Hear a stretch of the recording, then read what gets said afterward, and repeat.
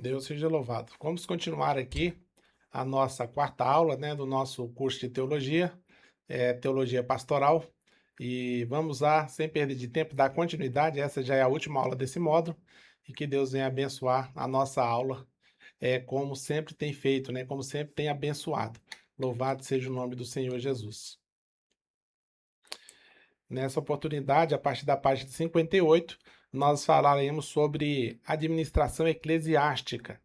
O que é administração eclesiástica? É o estudo dos diversos assuntos ligados ao trabalho do pastor no que tange à sua função de líder ou administrador principal da igreja a que serve. A igreja, ela é simultaneamente organismo e organização. Esse ministério é organizado num duplo aspecto. Antes de continuar aqui, eu quero deixar muito claro que tanto o pastor quanto a membresia precisa saber qual é a função, né, de cada um dentro desse organismo, dessa organização chamada igreja, chamada eclésia. Ah, eu não sou pastor, não quero ser pastor, então para que eu preciso saber disso? Você precisa porque você é membro do corpo, cujo pastor também é membro, né? Então faz parte de um todo. Portanto, é importante o estudante de teologia conhecer tanto um quanto a outra parte, independente do seu almejo, né, da sua aspiração ministerial, tá bom? Então preste bem atenção nessa aula, porque ela vai ser de grande valia para a sua vida. Bom, então, como eu disse aqui, ela é simultaneamente, ou seja, ao mesmo tempo, ela é um organismo e uma organização. Vamos analisar aqui a igreja como um organismo. Ela refere-se ao aspecto espiritual, ou seja, o corpo de Cristo. Ela é um organismo vivo. Por quê? Porque Cristo está vivo e se ele está vivo, o seu corpo deve estar também, né? Ela é o corpo de Cristo. Aqui nós temos algo importantíssimo para ser dito. O que que acontece? Nós temos a mania de falar que nós somos igreja. Irmãos, nós não somos igreja. A igreja é o corpo de Cristo. O corpo de Cristo é a igreja. Cristo é o cabeça, a igreja é o seu corpo. Nós, quando aceitamos a Ele como o único e legítimo Salvador, nós passamos a fazer parte do corpo de Cristo. Nós passamos a ser membro do corpo de Cristo. Logo, nós não somos igreja, nós somos parte da igreja. É muita arrogância e muita prepotência nossa dizer que nós somos igreja. E esta fala é que tem causado uma confusão enorme aqui, especialmente no Brasil. Já aconteceu na Europa, nos Estados Unidos e está acontecendo atualmente no Brasil. A história dos desigrejados, pessoas que elas acham que não precisam pertencer a uma denominação onde ela vai cultuar, aonde ela vai exercer comunhão com os irmãos, porque ela diz: eu sou igreja, eu não preciso de ir para a igreja, porque lá é apenas um templo, é apenas uma casa de oração e eu posso orar na minha casa, eu posso cultuar na minha casa. Até aí tudo bem, você pode e deve orar e cultuar na tua casa. Mas a ideia de comunhão, a ideia de estar junto, não é uma invenção humana, é um princípio divino. É tão divino que o Senhor ele se revela em três pessoas, Pai, Filho e Espírito Santo. Se ele é o único Deus, por que ele não se revelou em uma única pessoa? Para mostrar o princípio da comunhão, da necessidade do relacionamento, né? Por isso ele se apresenta em Pai, Filho e Espírito Santo. Uma pessoa subsiste em três pessoas que são iguais em essência, em poder, né? E em glória. Então nós precisamos entender que somos imagem e semelhança de Cristo. Logo, nós precisamos de comunhão, de relacionamento. Agora, nós não somos igreja, nós somos parte da igreja. Se nós não somos parte da igreja, a gente está morto espiritualmente. Porque ou nós estamos ligados na videira verdadeira, que é Jesus Cristo, e vivos, ou estamos desligados e mortos. O Senhor Jesus falou que aquele que não estiver ligado nele é cortado, lançado fora e queimado, porque seca, não é? Isso é palavra de Deus, irmãos, não tem o que discutir, né? Quem discute isso daí está indo contra a própria doutrina da palavra de Deus. Então a igreja é isso, tá bom? A igreja não sou eu nem você, nós somos parte desta igreja e isso precisa ficar muito claro, porque hoje em dia tem pessoas falando que é igreja e na verdade não é. É apenas se estiver em comunhão, né, ligado no tronco, na videira verdadeira, essa pessoa é parte do corpo, ou seja, ela é um galho, ela não é o tronco é Jesus. Continuando, os crentes espirituais são membros do corpo de Cristo. Não é possível ser igreja de forma individual. Você é templo de alguma coisa.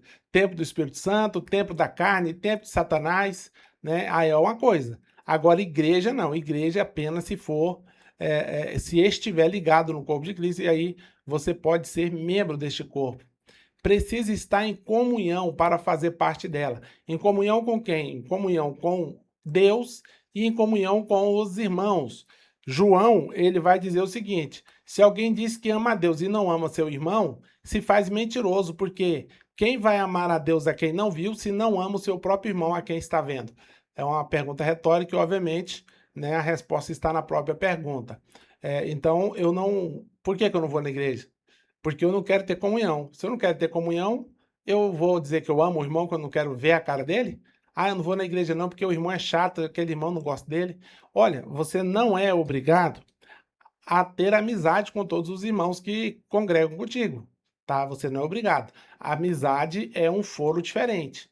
Agora, amor ao próximo e comunhão nós devemos ter com todos, independente da pessoa. O nome disso é amor ao próximo e respeito. Eu respeito a pessoa como ela é, eu não preciso concordar com o que ela faz, mas respeitá-la, né? Isso eu preciso. Se ela precisar da minha ajuda, eu preciso ajudar. Quem pode fazer o bem e não faz, comete pecado. Então, nós estamos dentro de um contexto complexo que muitas pessoas acham-se no direito de, porque não gosta da pessoa como amigo, ela também não pode ver e não pode congregar com essa pessoa. De forma harmônica, de forma respeitosa, eu posso congregar com qualquer pessoa. Eu não sou amigo de todas as pessoas com quem eu congrego. Aliás, eu nem conheço a maioria das pessoas com quem eu congrego atualmente, confesso isso. É uma falha minha, provavelmente, porque, sei lá, tem umas 200 e tantas pessoas que congregam na igreja que eu congrego e eu não conheço a maior parte delas, né? Agora, se qualquer uma delas precisar da minha ajuda, como de fato já ajudei de forma indireta pessoas que eu nunca nem vi, me ligaram, me pediram ajuda e eu ajudei, eu conversei, a pessoa falou que foi muito bom ter conversado comigo, serviu muito o conselho que eu dei, né, ou a força que eu dei para a pessoa, e de fato eu não conheço essa pessoa pessoalmente, se eu ver ela na rua eu não reconheço, porém é uma irmã que congrega comigo, cujo eu não conheço, como eu já disse, mas precisou da minha ajuda e eu estendi a mão e ela, né, testemunhou dizendo que foi muito bom falar comigo e foi muito bom. Ela perdeu o marido recentemente, uma senhora bem de idade, e estava passando por um processo. Então, quando a gente pode ajudar, a gente vai lá e ajuda. De forma direta ou indireta, a gente precisa estar pronto para ajudar o próximo. E isso é princípio de amor ao próximo, de comunhão. Agora, amizade, aí não. Amizade eu escolho as pessoas com quem eu quero ter amizade. Agora, eu não posso também na igreja ser amigo de alguns e menosprezar ou ignorar outros. Aí não tem comunhão também não, tá? Comunhão é respeito mútuo, elegância, cordialidade, né? Você conviver com a pessoa de forma cordial. Você não precisa ser amigo dela, mas também não precisa virar as costas quando ela passa. Aí é desprezo, né? E se você despreza um ser humano, o Senhor vai te desprezar também, né? Isso é uma condicional para a salvação. Jesus ele diz: portanto, se vós perdoardes os homens as suas ofensas, o vosso Pai que está no céu também perdoará as vossas ofensas. Entretanto, se vós não perdoardes as ofensas dos homens que te ofenderam, o vosso Pai também não vos perdoará a vocês. Ele não está falando para você ser amigo, mas perdoar e amar o próximo, ter compaixão, ter, né, o respeito, isso aí é mandamento, não é nem questão de escolha, é de mandamento. Ou você obedece ou desobedece. Continuando, né, nós já falamos que a igreja ela é um organismo, mas também a igreja ela é uma organização. A igreja como uma instituição terrena é parte administrativa, financeira e social, ou seja, é a parte física, é a parte que se vê, né? Se organiza em denominações. Agora aqui às vezes vem uma pergunta também que muitos fazem, irmãos. Por que precisa ter tanta denominação se o céu é um só, né? E quando se nós formos salvos, todos iremos para o mesmo céu? A resposta é muito simples. Isso fala da multiforme graça de Deus. Deus tem muitas maneiras de salvar. A forma de Deus salvar o homem não é uniforme, ou seja, uma única maneira. Ela é multiforme. Agora, qual é a única maneira? Em que sentido? Eu sou o caminho, a verdade e a vida, ninguém vem ao Pai a não ser por mim. Se a igreja, independente da denominação, ela segue essa diretriz, se ela segue as doutrinas estabelecidas na palavra de Deus, não importa o nome da denominação, importa o que ela obedece, quem ela serve. Se ela serve a Jesus como único e suficiente Salvador, ela é uma igreja e faz parte do corpo de Cristo. Agora, tem pessoas que não vai congregar na Assembleia de Deus, ela não vai se adaptar lá, mas ela se adapta na Batista. Ah, na Batista também não dá, então ela vai para a Quadrangular. Se ela não for para a Quadrangular, ela pode ir para a Universal e assim sucessivamente ela vai encontrar um rebanho, né, uma comunidade a qual ela se sente à vontade de aprender da palavra de Deus, de ter comunhão com os irmãos e também de aprender, né, de ter comunhão com Deus. Isso aí chama-se comunidade messiânica. A igreja como organismo vivo é a igreja espiritual. Só o Senhor Jesus sabe quem faz e não parte dessa igreja, porque é a que está ligada ou não, a pessoa que está ligada como membro desse corpo ou não, né? A igreja como organismo vivo, né? Como o escritor aos Hebreus fala, né? Que a palavra de Deus ela é viva e eficaz. E por que ele fala que ela é viva e eficaz? Porque a palavra é o verbo, e o verbo é Jesus. No princípio era o verbo, né? O verbo era Deus, e o verbo, né, estava com Deus. Então está falando de Jesus Cristo. Jesus é a palavra. Se ele é a palavra, e aí o escritor aos Hebreus fala que ele é vivo e ele é eficaz, né? Agora, veja só, essa é a igreja organismo, né? O ser vivo. Agora, a organização, a qual nós estamos vendo aqui, aí sim é a comunidade messiânica. E o que é uma comunidade messiânica? Um grupo de pessoas que se reúnem em uma denominação aguardando o advento do Messias, ou seja, o arrebatamento da igreja, ou aqueles que são pós-tribulacionistas, né? Como nós já estudamos, aguardando a segunda vinda de Jesus, tá? Isso aí é uma comunidade messiânica. Todos os que pertencem à comunidade messiânica são o corpo de Cristo? Não, não são. Infelizmente não. Por quê? Porque as suas obras o denunciam. Tem pessoas que estão na igreja, mas não pertencem ao corpo de Cristo. Por quê? Porque se tivesse pertencendo ao corpo de Cristo, faria a vontade de Deus e não a sua própria vontade. E nós sabemos que pelo fruto a gente conhece a árvore, né? Se a árvore dá maus frutos, não podemos dizer que essa árvore procede do corpo de Cristo, porque seria até um vitupério acerca do corpo de Cristo. Só para deixar isso muito claro, porque tem pessoas que têm dúvidas sobre este assunto. Louvado seja Deus. Voltamos aqui para a nossa continuidade aqui. Se reúne em templos essa organização. Geralmente ela tem um endereço, ela tem um CNPJ, ela pertence a uma convenção. E por que da convenção? Outra coisa importante, já falei algumas vezes, a convenção ela é a parte jurídica da organização, que é a igreja, como terrena, né? A organização. A convenção, ela é a parte jurídica. É o CNPJ que representa a organização junto ao Estado. Isso está na Constituição. E se nós devemos estar debaixo das ordenanças das leis, nós precisamos, como servos e ministros do Evangelho, pertencer a uma igreja que tem uma convenção cujo Estado reconheça essa convenção. Porque senão seria uma igreja clandestina. E que exemplo nós estamos dando pertencendo a uma igreja clandestina, né? Como se fosse uma mercearia de esquina que não tem alvará de funcionamento. Tem muita igreja que não tem alvará de funcionamento, que coisa absurda.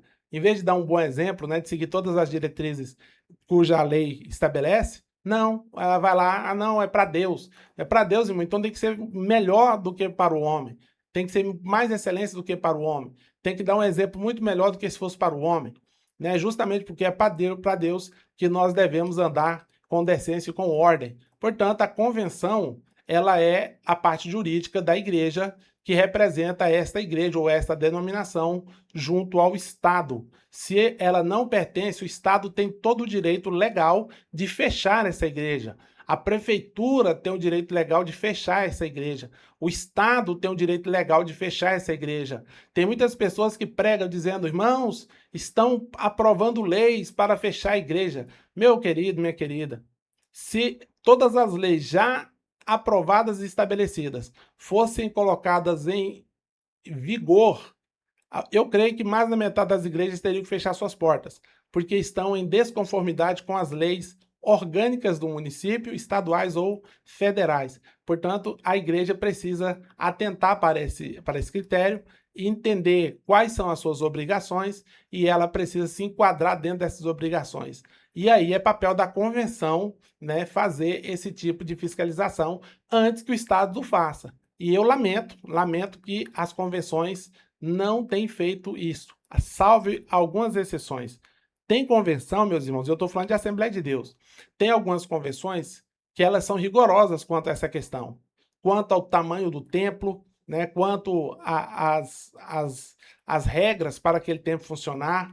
Se é um templo que cabe mais de 100 pessoas, ela precisa ter uma porta de emergência, além da porta principal. Ela precisa ter aquelas luminárias de emergência que acende quando a energia apaga. Ela precisa ter extintor de incêndio. Ela precisa ter um kit de primeiros socorros. Ela precisa ter uma série de exigências que as leis já estabelecem. Se o bombeiro, por exemplo, vigilância sanitária, chega na igreja e percebe que esses itens estão faltando, eles vão emitir uma notificação e provavelmente dentro de 30 dias vão fazer uma nova fiscalização. Se a igreja não estiver adequada, ela vai ser fechada.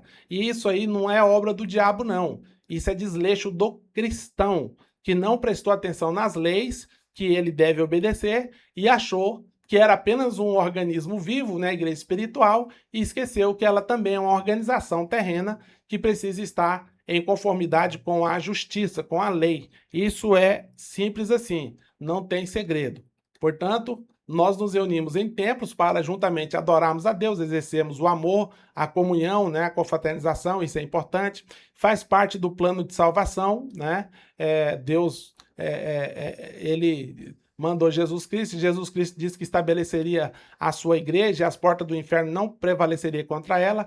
Obviamente ele está falando do seu corpo, mas esse corpo visivelmente é representado pelas igrejas, né, pelos templos e as pessoas que ali congregam. Conhecida como comunidade messiânica, que eu já disse, né, que é um grupo de pessoas aguardando o retorno do Messias. Na página 58 está como administrar. Administrar é cumprir fielmente a missão que me foi dada, seja no âmbito espiritual, que é o ensino da palavra, do louvor, da adoração, libertação e etc., seja no terreno, que seria tesouraria, secretaria, zeladoria, né? Enfim, relações públicas, etc.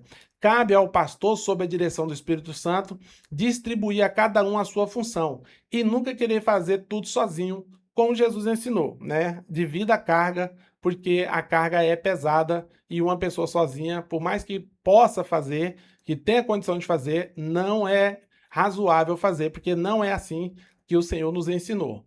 É fato que cada igreja possui uma realidade diferente da outra, porém existe algo que é comum a todas as que pode fazer toda a diferença na qualidade e, consequentemente, no crescimento de qualquer igreja, que o que seria organização. Quanto mais organizada é a igreja, mais crescimento ela vai ter. Mas faça-se tudo decentemente e com ordem. O apóstolo Paulo recomenda isso aos Coríntios, né, no capítulo 14, versículo 40 da sua primeira carta. Ninguém vos domine a seu bel prazer, com pretexto de humildade e culto aos anjos, envolvendo em coisas que não viu, estando de baldes inchado na sua carnal compreensão, e não ligado à cabeça, do qual todo o corpo, provido e organizado por juntas e ligaduras, vai crescendo ao aumento de Deus. O apóstolo Paulo escreve isso aos Colossenses, capítulo 2, versos 18 e 19. Portanto, precisa ter uma organização, provido e organizado pelas juntas e ligaduras. Aí há crescimento. Caso contrário, há atrofiamento e não crescimento. Louvado seja Deus. Ministro, antecessor e colegas. Né? Aqui nós já falamos na ética ministerial, porém vamos dar mais uma pincelada, porque isso aqui é importante. Como se comportar diante de mudanças na igreja? Motivo de mudanças são diversos, mas sempre deve visar o bem da obra. Jamais a mudança pode ser uma mudança de interesse político ou de interesse particular. A mudança deve sempre visar o bem e o crescimento da obra. Eu sempre digo o seguinte: cada pastor ele tem uma característica, ou mais de uma, tem pastor que tem mais de uma característica, como ministro do evangelho. Tem uns que é mais dedicado à palavra, outros é mais dedicado ao louvor e adoração, outros são mais dedicados à libertação e oração, outros são mais dedicados a outros fins, né? Mas chega um momento que aquela igreja já aprendeu tudo que precisava aprender acerca daquela característica. E a igreja precisa ter todas as características, porque ela é um grupo, o pastor é só um. Quando o pastor termina a sua missão ali, que é ensinar as suas características que ele pode passar para a igreja, está na hora de colocar outro pastor para que ele ensine outras características que aquele pastor anterior não tinha, e a igreja vai ser edificada com novas características e ela vai crescendo e se aperfeiçoando. Então, esse é um motivo de transferência de pastores, de mudança de pastor, e nós precisamos, como servos de Deus, estar cientes disso. Louvado seja Deus. O pastor que está saindo, ele deve preparar a igreja para receber bem o novo ministro. Tudo precisa estar organizado, as finanças, né? Precisa estar organizada a tesouraria, tudo precisa estar bem organizadinho para o pastor que chegar não ter tanta dificuldade. Deve entender que há um tempo determinado. Alguns passam 2 anos, outros passam 3 anos. Eu louvo a Deus que as igrejas que eu dirigi, eu fiquei um tempo razoável, né? Na média, eu fiquei mais tempo do que os demais pastores que foram antes de mim, né? E eu louvo a Deus por isso, porque o Senhor tem honrado e aprovado o meu ministério nessa área. Deve entender que a obra é mais importante do que o obreiro. Eu já falei isso aqui 1 milhão de vezes. O ministério é mais importante do que o ministro. O pastor que está chegando, ele deve honrar a história do antecessor, né?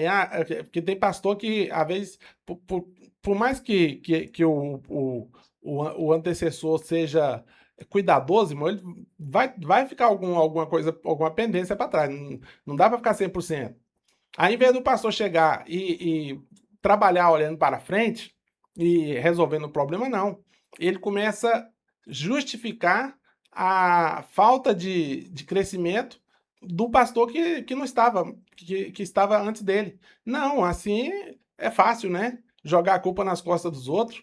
Por que houve a mudança? Né? Para melhorar, e não para ficar olhando para trás e falando mal do outro pastor. E a igreja deve honrar o pastor que chegou, né? Ela deve ser grata e reconhecer a história do que foi, mas agora ela deve ser fiel ao pastor que chegou, né? Ao pastor que chegou e ombrar com ele para que a obra do Senhor ela possa crescer e ela possa se desenvolver. Ele deve respeitar o trabalho já realizado, né? Isso é muito importante. E deve dar continuidade no trabalho implantado na sua filosofia de trabalho paulatinamente, né? Ou seja, ele dá continuidade no trabalho e aí, paulatinamente, ou seja, de forma ordeira, ele vai implantando a sua forma de trabalho. Isso pode levar algum tempo, né? Pode levar aí, sei lá, 6 meses, 1 ano, dependendo da forma de trabalho, se for muito diferente do outro. O comportamento da igreja, qual deve ser o comportamento? Deve respeitar a decisão do ministério, primeiramente. Eu já vi muitas pessoas querer fazer rebelião para não deixar o pastor ser substituído. Isso, irmão, é pecado, igual ao pecado de feitiçaria, tá? Não faça isso. Nem faça rebelião para que o pastor fique, e muito menos faça rebelião para que o pastor saia, né? É muito chato. Eu conheço obreiro que já foi mais de uma vez, várias vezes, vou dizer assim para ficar mais claro, até a igreja sede pedir troca de pastor. E ele leva consigo obreiros mais jovens para dar apoio para o seu pedido, sabe? É algo tão constrangedor. E isso, irmãos, é coisa de Satanás, não é coisa de crente. Ele é coisa do Satanás. Aí depois a pessoa começa a pagar preço e não sabe por que está pagando preço. É porque aí sim é tocar no ungido do Senhor. Se o trabalho não está bom, se o pastor não está agradando, e ele não está lá para agradar, ele está lá para fazer o que o ministério determina, faça reunião interna, né? Pede o pastor, vamos nos reunir, vamos conversar, tem algumas coisas que a gente precisa acertar, e seja claro com o pastor, a forma que o senhor está fazendo, de forma muito respeitosa, tudo tem a hora e a forma de falar, não é? Explica para ele, olha, pastor, desse jeito aqui não está fluindo, por isso, por isso, por isso, e eu sempre gosto de dizer o seguinte, irmão, se você está vendo um problema, e se você tem intenção de reclamar sobre o problema, se você é um obreiro, dizimista e ofertante, atuante na obra do Senhor, você tem todo o direito de reclamar, tá? Mas faça isso com respeito especialmente pelo respeito à autoridade eclesiástica que Deus investiu sobre a vida do pastor. Agora, faça isso da forma correta. E outra coisa, tenha uma solução para colocar no lugar do problema. Se você só reclamar, mas não tem solução, você está mais atrapalhando do que o que está lá, tá? Então, preste muita atenção. Quando você for reclamar, primeiro, dê exemplo. Seja dizimista, seja ofertante, seja frequentador de culto, seja aquela pessoa que ajuda, independente de qualquer coisa, está lá ombrando com o pastor. Segundo, tenha uma solução, tenha uma alternativa.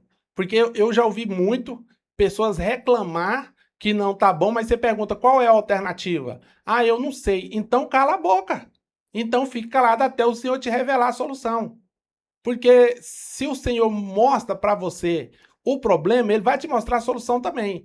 Agora, se você só viu o problema, não viu a solução, aí é onde se enquadra o que Jesus falou. Tira a trava do seu olho para depois querer tirar o cisco do olho do outro.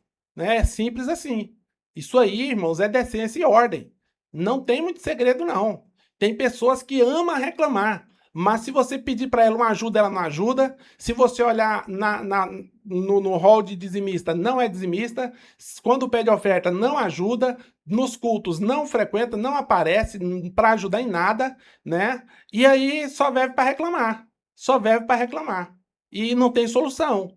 Então, essa pessoa está remando para o lado errado. Ela não está remando para o lado do céu, ela está remando para o lado do inferno. E ela geralmente gosta de fazer grupo. Ela gosta de fazer grupo e tem umas que são tão ousadas ao ponto de fazer, como eu falei, de ir lá na igreja sede, né, para pedir para o pastor presidente substituir o pastor.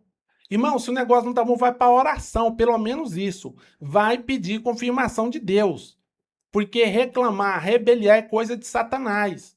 Samuel, ele fala que a rebelião é equivalente ao pecado de feitiçaria. Olha que coisa grave. Os feiticeiros não herdarão o reino dos céus. O rebelde vai herdar? Óbvio que não. Se você está indo para a igreja, se você está servindo a Deus para ir para o céu, então vigia. Coloca uma trave na sua língua para você não falar o que não deve. E quando falar, que seja na hora certa, que seja do jeito certo. Eu já discordei do nosso pastor presidente mais de uma vez. Mais de uma vez. Mas por que que eu não fui repreendido? E porque o nosso pastor presidente, quem conhece, sabe. Se entrar com uma conversa errada pro lado dele, pode esperar que a pancada vem de lá para cá, né? Ele é uma pessoa muito amável, muito respeitosa, mas não aceita afronta. Como de fato ele não deve aceitar mesmo, ele é autoridade constituída. Mas eu observei que tinha alguma coisa que não estava de acordo e eu manifestei. Agora, eu me manifestei no lugar certo, na hora certa e da forma certa. Tanto que foi ouvida a minha sugestão em uma das questões, né? E na outra, né? Eu provavelmente fui voto vencido, mas o pastor falou: eu respeito a sua opinião. Por quê? Porque todos os pastores concordaram com a situação, menos eu. E eu não concordei, levantei a mão e falei: pastor, eu não concordo. E expliquei por que eu não concordava. Eu falei: eu não acho justo, eu não concordo, por isso, por isso e por isso. Né? Agora, se a maioria dos pastores concorda, ok, eu sou voto vencido, problema nenhum. Mas eu não poderia sair dessa reunião sem manifestar, porque reunião é para poder fazer isso, é para manifestar as ideias. Eu não poderia sair da reunião sem falar, porque aí eu ia falar lá fora e aí eu ia falar no foro errado. Então, tudo isso, meus irmãos, faz parte da vida ministerial, tá? A língua às vezes escorça, né? Às vezes à vontade, né? Eu já vi pessoas sair de casa em casa, obreiro, de casa em casa, irmãos, pastor tá fazendo tudo errado, pastor não tá fazendo a coisa certa, vamos lá na sede, levou lá um grupo de jovens obreiros. Isso foi na igreja que eu congregava há algum tempo atrás, eu não era pastor, obviamente. E graças a Deus essa pessoa não me procurou, porque sabia que não ia dar certo, não ia ser agradável para ele, né? Então ele não me procurou, não. Mas ele procurou uns obreiros mais jovens, os obreiros mais novos, e levou esses obreiros lá na sede.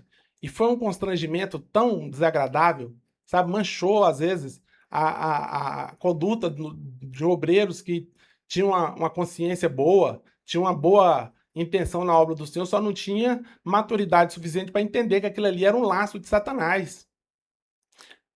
Nesse mesmo obreiro, em uma outra situação, com outro pastor, para você ver que é uma prática de determinados obreiros, não é um caso isolado. Eu estou falando do mesmo obreiro que pelo menos 3 ou 4 vezes já foi na igreja sede para reclamar, para tentar tirar pastor de igreja, tá? Ele chamou mais um obreiro, que era um obreiro respeitado na igreja no campo, e ele não falou o que ele ia fazer lá, ele só chamou ele para ir com ele lá na sede. Chegou lá, ele falou, né, que não estava satisfeito com o pastor, por isso, por isso, por isso, e falou lá um monte de coisa, e falou que o irmão também não concordava com o pastor. O irmão engoliu seco e falou: olha, eu não tenho nada de que reclamar com o pastor, não. Você me desculpa, mas eu não concordo com isso aí, não. Falou na frente do pastor presidente, na frente dele, né? E ele saiu de lá com a cara daquele tamanho, envergonhado, né? Então, e outra, nenhuma das vezes que ele foi na sede para reclamar, o pastor foi substituído. Só ficou aquele clima ruim por um tempo, né? Então, cuidado, cuidado, porque tem pessoas que parece que não está na igreja disposto a ir para o céu. Ele está lá parecendo que ele quer arrebanhar um grupo para arrancar do corpo de Cristo, para lançar essas pessoas como rebeldes lá no inferno. Então, como obreiro, você toma muito cuidado para não se reunir e não se juntar com esse tipo de gente que infelizmente tem dentro da igreja e que atrapalha muito a igreja e o crescimento da obra. Portanto, respeite a decisão do ministério. Outra coisa, deve abraçar o novo ministro e ajudá-lo da forma que você puder, né? Isso aí também é muito importante. Tem pessoas que ele tem uma noção de lealdade muito interessante. Eu sou muito leal ao pastor. Por quê? Primeiro porque o pastor é meu amigo, né? Ele faz o que eu gosto, o que eu quero. Quando esse pastor sai, aí ele continua falando: eu sou leal ao pastor que saiu. Logo, eu não vou ajudar esse pastor que está chegando, porque senão eu vou estar sendo desleal com o pastor que saiu. Que ignorância. É uma ignorância absurda, né? Por quê? Porque o pastor que saiu, você deve gratidão, reconhecer o legado que ele deixou, mas a lealdade é do pastor que chegou. É o pastor atual. Esse é que você deve abraçar, deve honrar e deve trabalhar junto. Vai demorar a adaptação? Óbvio que vai, é ser humano, né? Mas é assim que é a obra de Deus, irmãos. Agora, eu sou leal ao pastor que saiu. Você pode continuar sendo amigo dele, problema nenhum. Agora, a obra você separa da amizade. Uma coisa é o obreiro, outra coisa é a pessoa. Você não pode misturar ministério com amizade pessoal, não. Porque isso aí não é obra de Deus. Isso aí é o clube da Luluzinha, o clube do Bolinha. Isso aí tá errado, né? Então nós precisamos tomar muito cuidado com essas questões aí, para não nos equivocar na obra. Deve aproveitar a oportunidade para crescer. Cada pastor vai te ajudar a crescer em uma área da sua vida, vai te amadurecer. Se você não aproveitar a oportunidade, esse pastor vai embora e você vai ficar deficitário no seu ministério. Todos devem ter visão do reino. É isso que importa no final das contas, irmãos. Servir ao reino de Deus. Na página 64 vai falar sobre a ceia do Senhor e sua fórmula. É importante porque teologia pastoral, né? Nós precisamos entender um pouco sobre Santa Ceia também. Qual é o modelo de servir a Santa Ceia? Não existe um modelo padrão determinado. Geralmente, pastores têm as suas formas particulares de servir a Santa Ceia. Qual que é a minha visão em relação à forma de servir a Santa Ceia? Ela deve partir da igreja sede.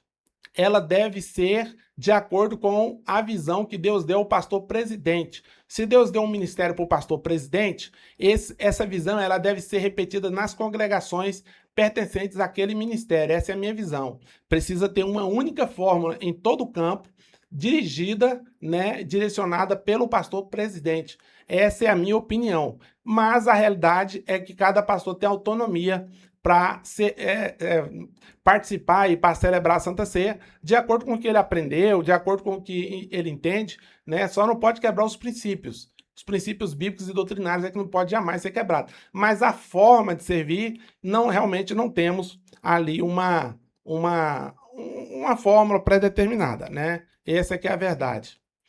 O que é importante? O princípio do serviço eclesiástico é sempre o maior servir o menor, no sentido eclesiástico, ou seja, o diácono serve o membro, o presbítero ou evangelista serve os obreiros né, os diáconos, os presbíteros, enfim, e o pastor serve ao vice, e o vice é servido pelo vice, né? Serve ao vice e é servido por ele. Como Jesus ensinou na última ceia. Ele disse: Vós me chamais de Senhor e Mestre, e falais a verdade, porque de fato eu sou. E se eu que sou o vosso Senhor estou servindo vocês, lavando seus pés, né? É para que vocês também façam o mesmo. Então, esse é o princípio que não pode ser quebrado. O maior serve o menor, tá? Isso é um princípio.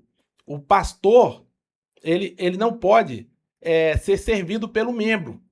O pastor é que deve servir o membro, porque o maior serve o menor. O obreiro serve o membro. Por quê? Porque o maior serve o menor. E aí nós estamos falando, irmão, no maior no sentido de posição eclesiástica, tá bom? No sentido eclesiástico. Nós estamos falando aqui de eclésia, de igreja, tá ok? Não é o mais importante, o mais bonito, né? Não tem nada a ver com isso. Tem a ver com a questão eclesiástica e hierarquia eclesiástica, né? Que obviamente os irmãos conhecem muito bem a hierarquia eclesiástica. Fica muito claro isso aí. Periodicidade, ou seja, de quanto em quanto tempo a ceia deve ser servida. A data fica a critério da decisão geral, ou seja, da igreja sede, e pode haver alteração por motivo justo, avisar com antecedência aos membros, né? Então, geralmente a Assembleia de Deus é uma vez por mês, geralmente é no primeiro domingo do mês, ou no segundo domingo em alguns ministérios, mas enfim, isso aí é uma decisão de cada ministério. E por que não tem uma periodicidade diferente? Ou às vezes tem, né? Tem igreja que é quinzenalmente, eu já ouvi falar de igreja que é semanalmente. Aí é uma posição particular minha, né? Eu já acho que banaliza muito o símbolo da Santa Ceia. Mas é porque o Senhor simplesmente disse: fazer isso todas as vezes em memória de mim. Não disse quantas vezes seriam essas vezes, só todas as vezes precisa ser feita em memória dele. Essa é a regra, o princípio. Na página 65, a preparação dos elementos deve ser feito pelos diáconos ou diaconisas antecipadamente ao início da reunião ou na hora de celebrar. Isso vai depender do tamanho da igreja, da quantidade de membros, enfim, né? Por causa do tempo. Em algumas igrejas é feito antecipadamente para evitar esse trabalho no momento do culto. Por exemplo, na nossa igreja sede, aliás, todas as Santas Ceias, não é só quando é a Santa Ceia geral, não, né? Esse é o padrão da sede.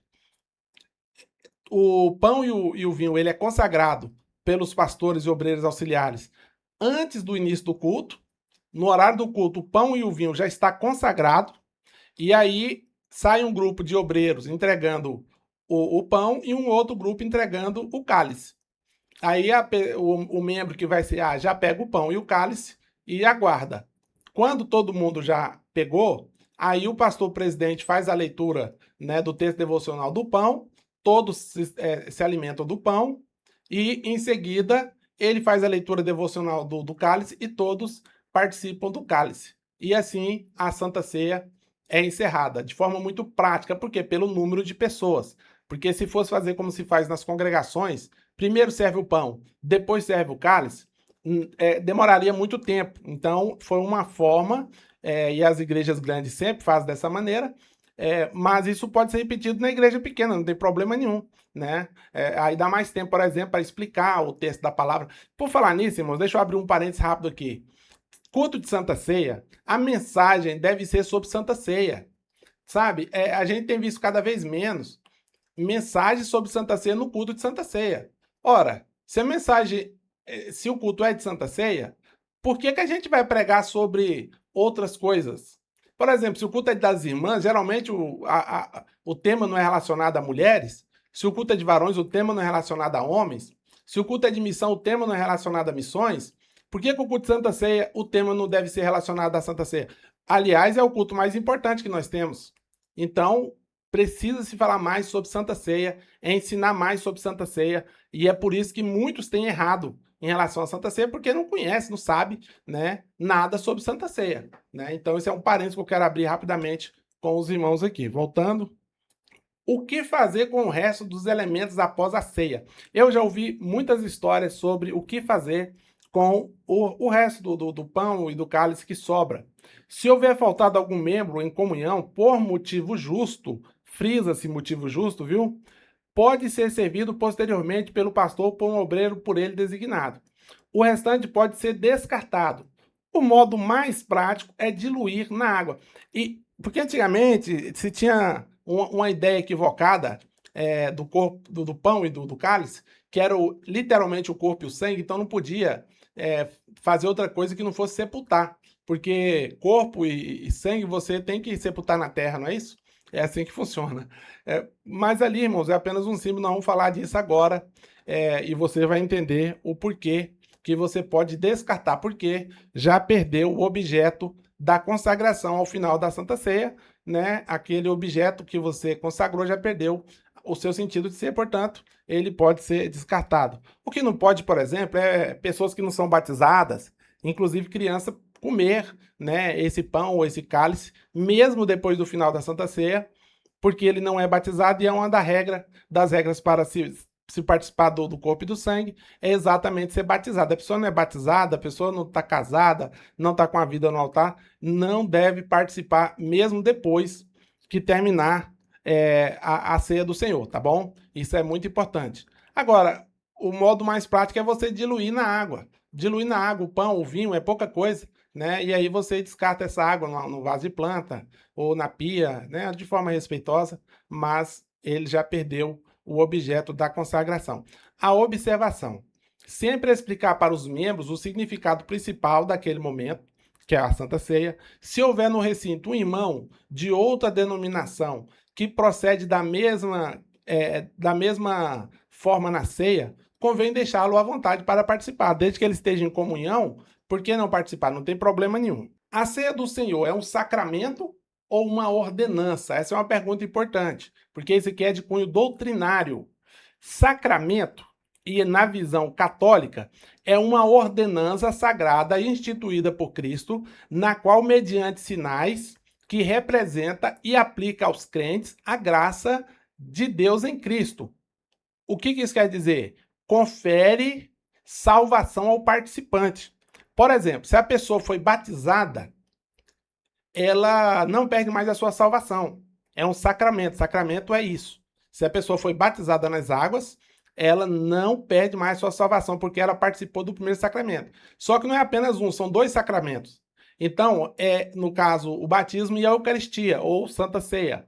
Se essa pessoa foi batizada e ela participou da Eucaristia, ela não perde mais a sua salvação. Essa é a ideia central de sacramento, tá? Essa é a ideia central de sacramento. E, obviamente, essa é a visão católica da Santa Ceia ou da ordenança de Jesus Cristo. É utilizada também a palavra ordenança, que significa aquilo que foi ordenado diretamente por Cristo. Pregar, batizar, né, crer e etc. Tudo foi ordenado por Cristo. Com o passar do tempo, passou a designar cerimônias e rituais sagrados da igreja cristã, o mesmo que sacramento. Porém, irmãos, eu botei um parênteses aqui, conceitualmente são diferentes. Ordenança é uma coisa e sacramento é outra, conceitualmente falando. Uma ordenança por si só não confere salvação ao participante. O que isso quer dizer? A pessoa foi batizada. Porque ela foi batizada, ela já está salva? Não. A pessoa foi batizada e participa da Santa Ceia. Porque ela foi batizada e participa da Santa Ceia, ela já está salva? Também não. Porque o que salva não é a ceia nem o batismo. O que salva é a graça. O batismo e a ceia são obediência daquele que ouviu a palavra e creu. Ele creu, né, na palavra e aí ele obedece. Primeiro fazendo o quê? Discipulado. Depois ele faz o quê? Batismo nas águas. Depois ele faz o quê? Participa do corpo e do sangue de Jesus. E obedecendo e perseverando debaixo da graça de Jesus, ele vai alcançar a salvação. Não porque ele é participante do corpo e do sangue de Jesus, não. Mas porque ele está obedecendo os princípios bíblicos e ele está firmado debaixo da graça de Jesus. E, obviamente, ele está debaixo da graça, ele automaticamente é participante do corpo e do sangue de Jesus, tá? Não é o corpo e o sangue de Jesus que te dá graça, mas é a graça que te faz participar do corpo e do sangue de Jesus. Isso é uma ordenança. Se eu creio na palavra, eu preciso obedecer às ordenanças. E a ordenança é ir de fazer discípulo de todas as nações, ou seja, prega, faz o discipulado, aí batizando-os em nome do Pai, do Filho e do Espírito Santo, e depois, né, obviamente, participando do corpo e do sangue de Jesus, como, né, uma prova de que você faz parte do corpo e do sangue de Jesus, ou melhor, você faz parte, você é membro do corpo de Jesus Cristo, como eu tinha falado lá no início, tá bom? Louvado seja Deus. Vamos continuar aqui. Uma ordenança por si só não confere salvação ao participante. Não havia muitas ordenanças dogmáticas na igreja primitiva, porém há duas cerimônias que são essenciais por serem divinamente ordenadas, a saber, o batismo nas águas, que vem acompanhado, obviamente, da instrução do discipulado, e a ceia do Senhor. Teorias erradas acerca do corpo e do sangue de Jesus. Veja só, nós temos três teorias: transubstanciação, consubstanciação ou substanciação. Qual dessas três estariam certas e qual das duas estaria errada? Esses termos descrevem as diferentes visões teológicas sobre a presença de Cristo na Eucaristia, ou seja, na Santa Ceia. O ponto central da discussão é o pão e o vinho. Se tornam o corpo de Cristo de fato ou se são apenas símbolos. Esse é o ponto central dessa visão teológica. Vamos lá. Aqui está a diferença entre os três conceitos. Transubstanciação. O que vem a ser transubstanciação? É uma visão da Igreja Católica Romana. E o que acontece? A substância, que é o pão e o cálice, essência espiritual do pão e do vinho, muda completamente para o corpo e o sangue de Cristo. O que permanece são apenas os acidentes, aparência, gosto e cheiro. Você tem aparência de pão, você tem gosto de pão, você tem cheiro de pão, e assim mesmo com o vinho. Porém, ali é a carne de Cristo e ali é o sangue de Cristo. Ou seja, o pão e o cálice mudou, ele transubstanciou, mudou de substância. E agora já não é mais um pão, ele é um pedaço de carne. Já não é mais um cálice de suco de uva, é um cálice de sangue. Isso é transubstanciação, tá? E essa visão, obviamente, é católica e nós não comungamos e não concordamos com ela. O pão deixa de ser pão para ser Cristo. O nome disso seria canibalismo, comer carne de ser humano, né? Isso nós não fazemos. Consubstanciação é frequentemente associada ao luteranismo, embora prefiram o termo união sacramental. O que acontece? O corpo e o sangue de Cristo coexistem junto com os elementos originais. Cristo está em, com e sob as formas do pão e do vinho. Em resumo, o pão continua sendo pão, mas Cristo está fisicamente presente nele. Né? Essa é uma visão luterana, né? Protestante, mas luterana, e essa visão está também equivocada, né? Porque está falando aqui que Jesus, apesar de o pão continuar sendo pão, Jesus está fisicamente no pão. Então, é como se fosse um pão com carne moída, porque o pão e a carne junto, né? Não faz nem muito sentido. Substanciação ou presença espiritual / memorialismo. Essa visão reformada é uma visão mais calvinista e de outras denominações protestantes, né? João Calvino foi quem desenvolveu essa ideia, porém muitas denominações abraçaram essa ideia, as visões protestantes. O que acontece? O calvinismo, né? Defende uma presença real, mas espiritual. O crente se alimenta de Cristo pela fé, através do Espírito Santo, e não de forma física no pão, tá bom? Zwinglianismo. Zwinglio é também um reformador, né? Ele também crê no memorialismo. O pão e o vinho são apenas símbolos para lembrar o sacrifício de Jesus. E é nisso que a gente acredita, no símbolo, e não na mudança. A mudança ela acontece espiritualmente, simbolicamente, e não literalmente, como defende a consubstanciação e a transubstanciação. Vamos ver um comparativo bem rapidinho aqui, ó. Transubstanciação, mudança de essência. Aí é só Cristo que está presente lá. Não tem pão e não tem cálice mais. É carne e sangue. Isso é porque foi transubstanciado, mudou de substância. Consubstanciação, união de essência. O pão e Cristo está presente fisicamente ali. O que também está equivocado segundo né, obviamente, a própria palavra de Deus. Substanciação ou simbologia, essência espiritual ou simbólica, que é o pão e o cálice como uma lembrança do sacrifício de Jesus ali na cruz do Calvário. Amém, meus irmãos? Isso é muito importante nós entendermos, porque faz parte central da nossa fé. A ceia do Senhor foi instituída no lugar da antiga Páscoa.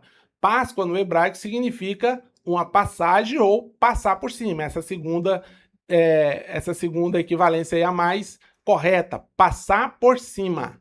Vocês vão se lembrar que o anjo do Senhor, quando ele veio sobre os primogênitos do Egito, né, o texto dizia: a casa onde havia sangue nos murais, o sangue do cordeiro, ele passava por cima, tá? Então o sangue livrava aquela pessoa ali. Então a ideia de Páscoa é pesar, né? Que seria o equivalente hebraico, que é passar por cima. Essa é a ideia central e o significado da Páscoa. Passar por cima para quê? Para promover libertação e livramento. Representou a libertação do povo de Deus da escravidão do Egito. Era uma das 3 grandes festas solenes e comemorativas da libertação dos filhos de Israel do Egito. A ceia do Senhor é o símbolo da libertação de nossa alma da condenação eterna. Então, a ceia, ela veio substituir basicamente a Páscoa, porque a representação dela é muito parecida, simbologicamente falando, com a Páscoa. A Páscoa, ela representa a libertação do povo de Deus do Egito, da escravidão, e a ceia do Senhor é o símbolo da libertação da nossa alma da escravidão sob a garra de Satanás, ou seja, da libertação da nossa alma da condenação eterna. Essa é a equivalência da ceia e da Páscoa. Cidadania e civismo diante das autoridades, na página 76 aí, viu, irmãos? Relacionamento do cristão com o Estado. Na visão jurídica, no artigo 144, a segurança pública é dever do Estado de Direito e responsabilidade de todos nós. É exercida pela preservação da ordem pública. O relacionamento Estado cristão, segundo o ponto de vista de Paulo, encerra o princípio da submissão cristã, que sempre tem sido reconhecida como da vontade divina. É obrigação da igreja, tá? Então, nós precisamos entender que o princípio da submissão cristã, ela tem sido reconhecida como da vontade divina e ela é uma obrigação da igreja. Veja só o que o apóstolo Paulo escreve, né, em Romanos capítulo 13, versos 1 e 2, mas o texto vai até o versículo 7. Eu vou ler só o 1 e o 2. Toda alma esteja sujeita às autoridades superiores, porque não há autoridade que não venha de Deus, e as autoridades que há foram constituídas por Deus. Por isso, quem resiste à autoridade, resiste à ordenação de Deus. E os que resistem trarão sobre si mesmo a condenação. Quando você se rebela contra uma autoridade constituída, seja ela eclesiástica, jurídica ou política, você está se rebelando ou se insurgindo contra a autoridade divina, porque não há autoridade que não venha de Deus. Está tão claro como a água, né? Então não preciso nem explicar mais essa questão. Na página 78 fala sobre o cristão e a política. Por muito tempo vigorou a ideia de que cristão não deveria se envolver com política, porque este ambiente é impregnado por interesses escusos e pela corrupção. Isso não é de todo errado. Porém, é exatamente por esses motivos que o cristão tem o dom da liderança. O que tem, né, o dom da liderança, precisa ingressar na política a fim de romper com esse sistema corrompido, que traz tantos transtornos à sociedade, inclusive à comunidade cristã. A palavra do Senhor fala que quando o justo governa, o povo se alegra, mas quando o ímpio governa, o povo geme. Nós, como cidadãos, precisamos estar conscientes das nossas obrigações como cidadãos. Como cidadão, a gente tem o título de eleitor, a gente tem as nossas obrigações institucionais aqui na nossa nação. E nós não devemos nos furtar da nossa obrigação, como cidadão terreno que somos, de exercer a nossa cidadania diante do Estado. Porque eu vou repetir de novo, eu já falei isso na outra matéria. A autoridade é constituída por Deus. Durante a campanha eleitoral, a autoridade está sobre a vida do eleitor. O eleitor tem a autoridade de escolher quem será o seu representante junto ao Estado. Depois que passa a campanha, você precisa estar sujeito à autoridade que foi a vencedora da eleição. Aí algumas pessoas acham que é pecado misturar política com religião. Irmãos, não é a questão de misturar política com religião, não. A questão é que nós somos cidadãos do céu e somos cidadãos da terra. Como cidadão do céu, nós vamos ter a nossa religiosidade, a nossa espiritualidade, a nossa santificação. E como cidadãos da terra, nós temos as nossas obrigações cívicos, né, eleitorais e legais que nós devemos obedecer. Isso é bíblico. Acabei de ler o texto. Então, o que nós devemos fazer? Se tem algum crente que tem um chamado, que tem um dom, que tem uma tendência política, gosta de liderança, né, gosta de influenciar, gosta de mudar os rumos da sua geração, problema nenhum ele se candidatar a um cargo eletivo, né, de forma regular. Agora, ele chegando lá, ele precisa ser uma representação ativa e uma voz, né, da sua comunidade. Porque, veja, o político, irmão, ele representa o segmento. Né? Tem político que ele representa o segmento evangélico, tem político que representa o segmento católico, tem político que representa o segmento espírita, tem político que representa o segmento do agronegócio, tem político que representa o segmento da segurança pública, tem político que representa o segmento das minorias. Você está entendendo? Cada parte da sociedade é representada por um determinado eleito. Um candidato que foi eleito, ou uma bancada, né? Que é o caso. Como cristãos, nós somos um segmento religioso. E nós devemos ter representantes. Porque se nós não tivermos representantes, quem é que vai falar em nosso favor diante do Estado? Né, de forma legítima. Não vai ter. Então nós precisamos ter os nossos representantes. Agora, precisamos escolher direito, precisamos prestar atenção na vida pregressa da pessoa. Se essa pessoa não é um crente de ocasião, tem aqueles camaradas que nunca foi na igreja, né? Aí na época da eleição, porque sabe que tem muito crente, se o crente juntar todo mundo, a gente elege mais senadores, mais deputados, mais governadores, mais prefeitos, o presidente, enfim, mais tudo, porque nós somos maioria. De forma coesa, nós seríamos maioria em tese. Porém, não somos coesos, nós somos unidos nessa questão aí. Então, cada um vota num, né, e acaba dividindo os votos, né?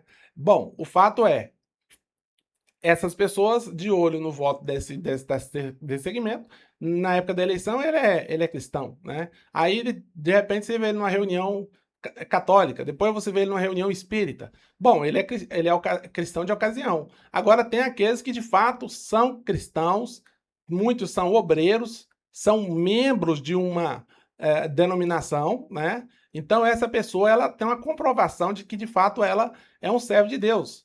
Agora, se ela vai desempenhar bem ou não o papel dela lá, vai depender do seu desempenho, do seu esforço, mas você precisa dar um voto de confiança para uma pessoa dessa maneira.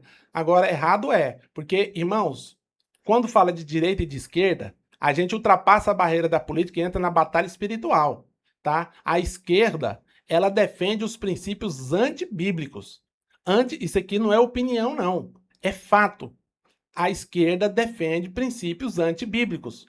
Quem defende a esquerda parte do pressuposto que pensa igual e que apoia os mesmos princípios. Aborto, liberação de drogas, né? Descriminalização de marginais que roubam, né? E que furtam. Ah, mas ele roubou porque ele é vítima da sociedade. Não, quem roubou que pague pelos seus pecados, né? Então, quem vota com a esquerda, ele às vezes ele fala que não, eu não concordo. Mas como você não concorda e faz exatamente o contrário do que você está dizendo que não concorda? Tá errado isso aí. Você prova o que você acredita agindo. Se você fala que é uma coisa e age na hora do voto diferente, você está mentindo. Você está se contradizendo, tá? E é você e Deus, porque é só você que sabe o voto que você deu lá. O voto é secreto, né? Tem pessoas que se gabam aí, eu votei no fulano da esquerda. Bom, então você defende os princípios do fulano da esquerda, porque pelo fruto a gente conhece a árvore. E não pode uma árvore boa dar frutos maus. E nem uma árvore má dar frutos bons. Então, aproveita o momento que a autoridade está sobre a sua vida, quanto eleitor, e na eleição, preste atenção no candidato. Se você não entende de política, não tem tempo para falar de política, procure alguém que entenda de política e fala em quem eu voto, me dá um conselho aí, me dá uma ideia, né? E aí você vai ter um conselho, vai ter uma ideia, tá? Eu não estou falando aqui de pessoas, eu estou falando aqui de segmentos, tá? De segmentos. E a gente não vota em pessoas, a gente vota em propostas e ideias, tá? Se a pessoa durante o mandato não honrou essa proposta, na outra eleição você não vota nela, simples assim, você muda o seu voto, tá? Eu já votei, por exemplo, em pessoas que depois eu falei, não, eu não vou votar mais nessa pessoa. Essa pessoa traiu aquilo que ela disse que defendia, né? Agora, uma coisa é verdade, eu comecei a votar, eu tinha 16 anos, isso foi em 1998, já tem um tempo, eu nunca votei na esquerda. Desde aquela época eu não tinha noção política do que era esquerda e direita, a gente vai entender isso um pouco mais agora, né, 10 anos atrás no máximo, mas desde lá do início eu nunca votei em partido de esquerda. Por quê? Porque toda a vida eu servi a Deus e eu entendi que as ideias que eles defendiam não eram as ideias que a palavra de Deus defende. A Bíblia é a autoridade máxima na minha vida e não, né, um benefício social e não uma promessa vazia. Isso aí não faz parte da minha crença, da minha fé, tá bom? Então, o cristão e a política. Agora, uma coisa que eu não concordo aí, é uma questão pessoal minha, é um pastor dirigente querer ser um político, né? No caso aí, um parlamentar. Não, aí você escolhe, meu irmão, porque aí você tá fazendo duas coisas que é inviável fazer. Por causa do tempo, você precisa se dedicar totalmente, se você é um parlamentar, totalmente à sua atuação legislativa. Se você é um pastor, você precisa se dedicar totalmente à sua atuação eclesiástica. Mesmo que você tenha um trabalho secular, a sua prioridade é a obra de Deus. Aí as duas coisas não dá. Isso é indicado. Pode ser pastor? Pode, mas desde que não seja dirigente. Essa é uma opinião minha, tá? Aí é uma opinião, não é um princípio, nada disso não. É uma opinião minha que eu deixo muito claro quando eu falo que é a minha opinião, e quando não é minha opinião, eu deixo claro que é um conceito, é um princípio, não é? É uma orientação da palavra de Deus. A gente tem que ser muito honesto nas nossas colocações. Então, vamos voltar aqui para a gente dar continuidade, já estamos chegando no final. Concluímos, então, que todos os cristãos podem servir bem ao Estado, em quaisquer função, desde que nunca se esqueça dessa advertência. Não se contaminar com a porção do manjar do rei.